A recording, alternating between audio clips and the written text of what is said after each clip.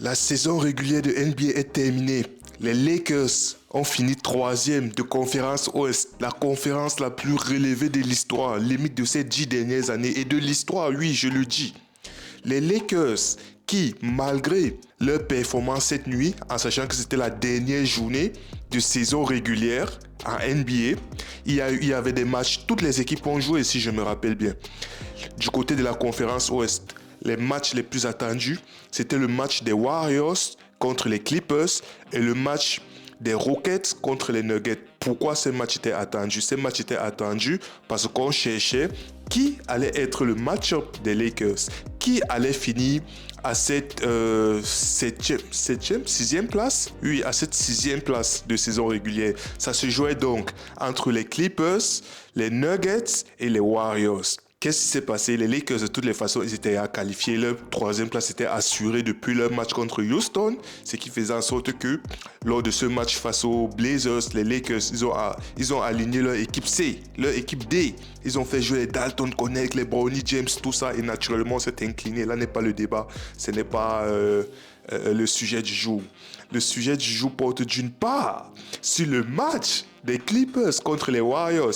Malheureusement pour les Warriors, ils se sont inclinés face aux Clippers, ce qui fait en sorte que les Clippers, ils finissent cinquième, si je ne me trompe pas. Et les Warriors, du coup, les Warriors qui auraient pu, il y a encore une semaine, les Warriors auraient pu finir troisième. Aujourd'hui, ils finissent septième.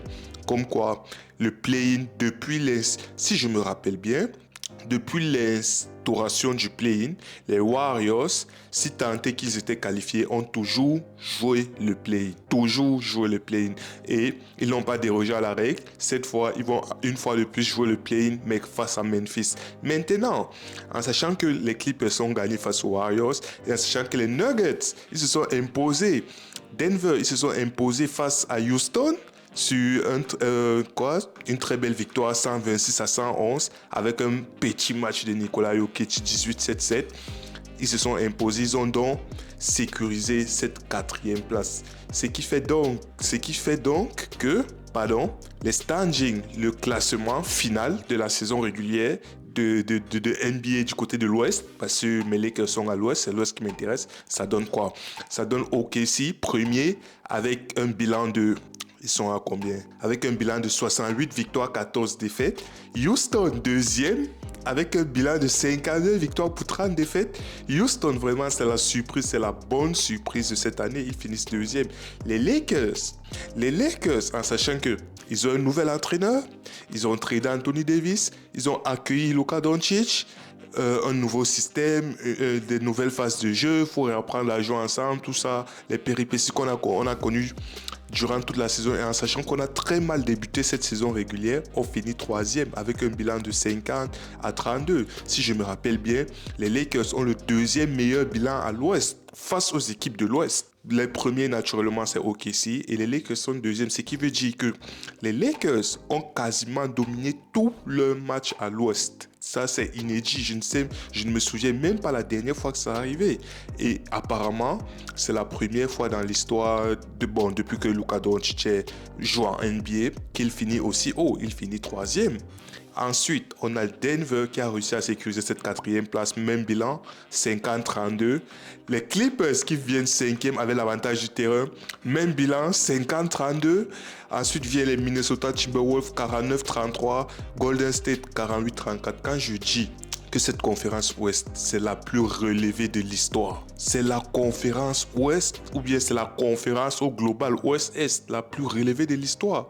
Le premier à 68-14, il n'y a rien à dire. Ils finissent premier de toute la NBA au KC. Rien à dire, saison fantastique. Mais alors, de la deuxième place à la huitième place, il y a 4 matchs d'écart. 4 matchs d'écart, c'est-à-dire Houston a 52 victoires. Le huitième, à savoir les Memphis Grizzlies, ils ont 48 victoires. 4 victoires. De la troisième place à la huitième place, il y a 2 victoires d'écart. De la troisième place à la sixième place, il y a quoi? Il y a une victoire d'écart. Le 3e, 4e, 5e, ils ont le même nombre de points. Ensuite vient Minnesota 6e avec 49 victoires. Une victoire en moins. Lorsque je dis que cette conférence est relevée, à titre de comparaison, si on regarde par exemple la conférence Est, Cleveland 64 victoires, 18 défaites. Boston 61 victoires, 21 défaites. Ensuite vient New York, 51 victoires, 31 défaites. C'est-à-dire que New York 51 victoires, Indiana 50 victoires. 50 victoires. Ensuite, les Bucks, 48 victoires. Détroit, 44. Orlando, 41. C'est pour vous dire, là, cette conférence est beaucoup plus homogène, si je peux le dire comme ça. Les forts sont tout en haut. Ensuite viennent les autres. Et c'est clair, vous voyez Cleveland, 64. Boston, 61. Les Knicks, Indiana, Bucks 48, 50, 51, ensuite c'est 44, 41, 40, 39. Mais vous voyez un écart, alors qu'à l'ouest, c'est le Far West limite. C'est 68, 52, 50, 50, 50, 49, 48, 48. Waouh. Bref. Tout ceci étant dit, revenons à la deuxième partie de cette vidéo. Ce qui nous intéresse dans cette vidéo, les playoffs. Les playoffs vont commencer samedi le 19 si je ne me trompe pas. Entre-temps, il y a le play-in. Le play-in qui se joue de mardi à jeudi, vendredi, de mardi à vendredi si je ne me trompe pas. Mardi le 15 à vendredi le 18. En sachant que on connaît déjà la plupart des match-ups. 4e face à 5e, à savoir Nuggets face aux Clippers, Lakers face aux Timberwolves, Lakers face à Minnesota, Luka Doncic face à Anthony Edwards, LeBron James face à Anthony Edwards. C'est énorme ça. Ensuite, il y a qui d'autre? Il y a les Rockets qui vont affronter le vainqueur Warriors Grizzlies. Et là, c'est intéressant. Pourquoi? Parce que les Warriors, franchement, c'est vrai, les Lakers, ils affrontent Minnesota, mais les équipes qui me faisaient un peu peur, je veux dire, ok, Minnesota, je suis plutôt, par rapport au vu de ce qu'on aurait pu tirer, je suis plutôt satisfait du tirage. On aurait pu tomber sur les Nuggets. On ne sait jamais. Nikola Jokic, vengeance, tout ceci, on ne sait jamais. Ça reste des Nuggets avec Nikola Jokic, le meilleur joueur du monde actuellement. Mais les Clippers me mettaient un peu plus dans le doute. Pourquoi? Par rapport au match-up, par rapport à ce qu'ils peuvent envoyer défensivement et par rapport à leur côté offensif retrouvé. Actuellement, ils font partie des meilleures équipes, que ce soit offensivement et défensivement. Lors de ces, je sais même pas, 20 derniers matchs, ils sont à 18-2, si je me rappelle bien. Ou 16, 18-2, un truc comme ça. Mais ces Clippers me faisaient vraiment peur. Par contre, Nuggets, comme j'ai dit à Nikola Jokic, ça reste le meilleur joueur du monde. On ne prend pas le risque. On peut, c'est un malentendu, on peut quand même, mais on ne prend pas le risque. Par contre, les Warriors, avec leur shoot à 3 points, on ne sait jamais. Maintenant, ces Warriors, s'ils gagnent le play-in, ils gagnent leur premier match, ils affrontent Houston.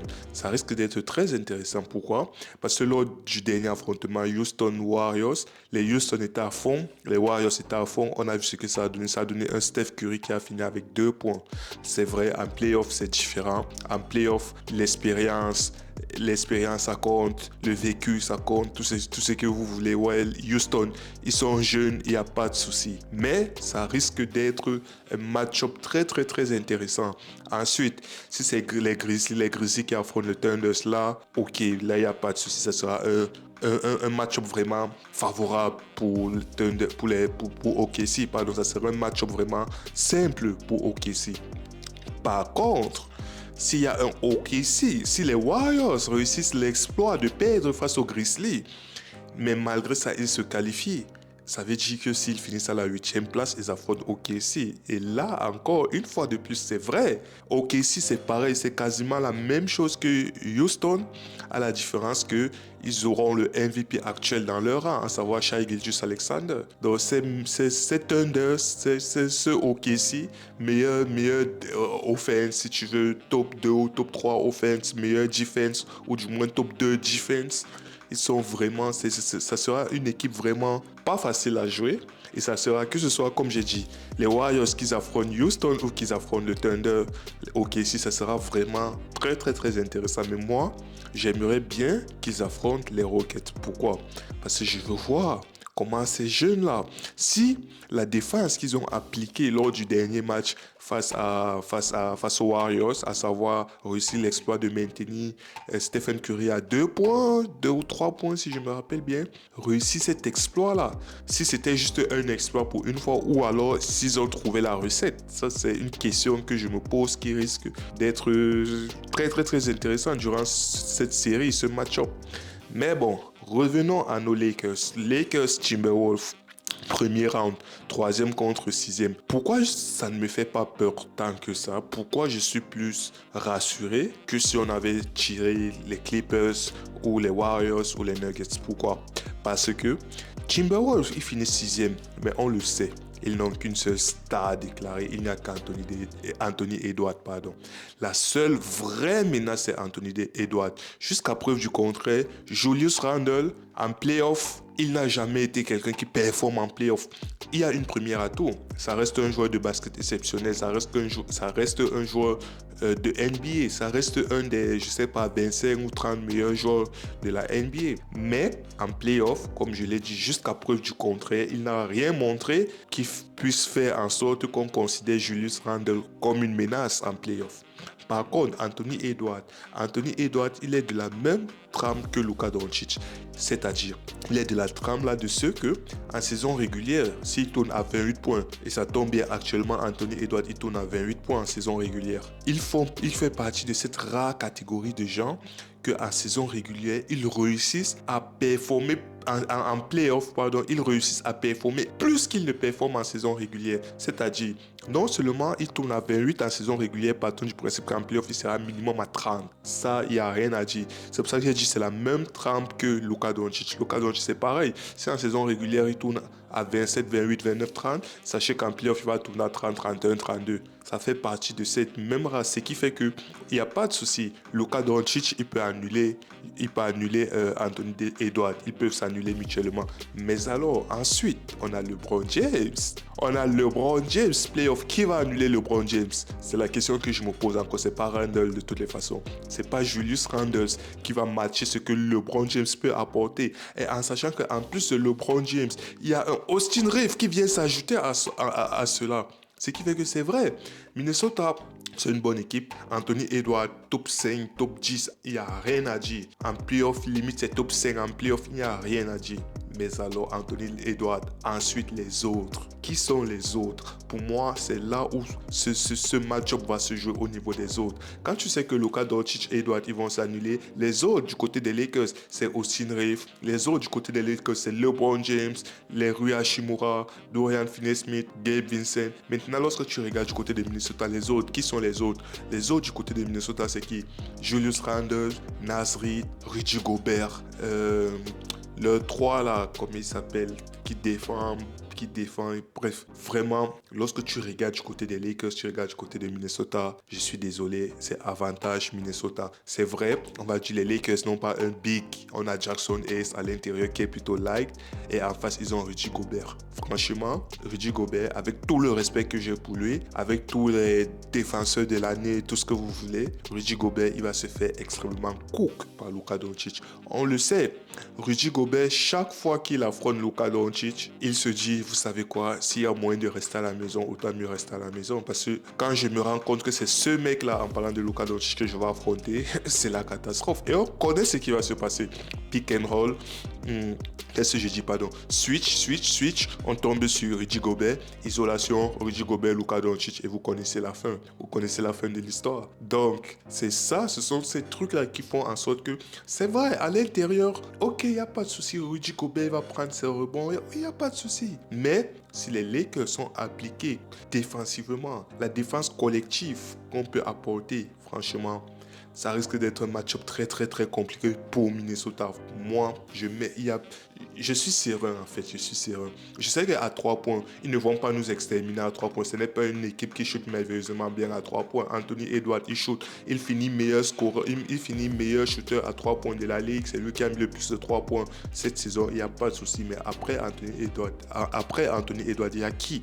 Qui sont les autres? DiVincenzo peut-être? Mais qui sont les autres? Qui sont les marksmen? Qui sont les snipers à 3 points? Il n'y en a quasiment pas. Mais du côté des Lakers, Du côté des Lakers, on a Austin Reeves, on a Dorian Finney-Smith, on a Gabe Vincent, on a Rui Hachimura, on peut faire entrer Jordan Goodwin, on peut faire entrer Dalton Connect sur un malentendu. LeBron James lui-même peut prendre feu. C'est trop pour cette équipe de Minnesota. Franchement, c'est le match-up le plus favorable.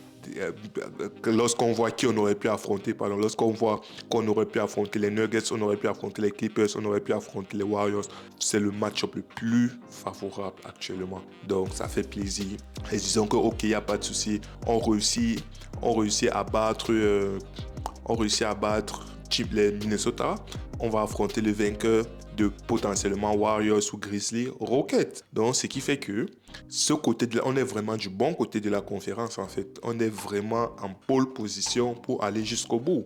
Les Thunders, OKC, KFC, UFC, tout ce que vous voulez ici. Lakers in 5, il n'y a rien à faire. Peu importe à quel stade de la compétition.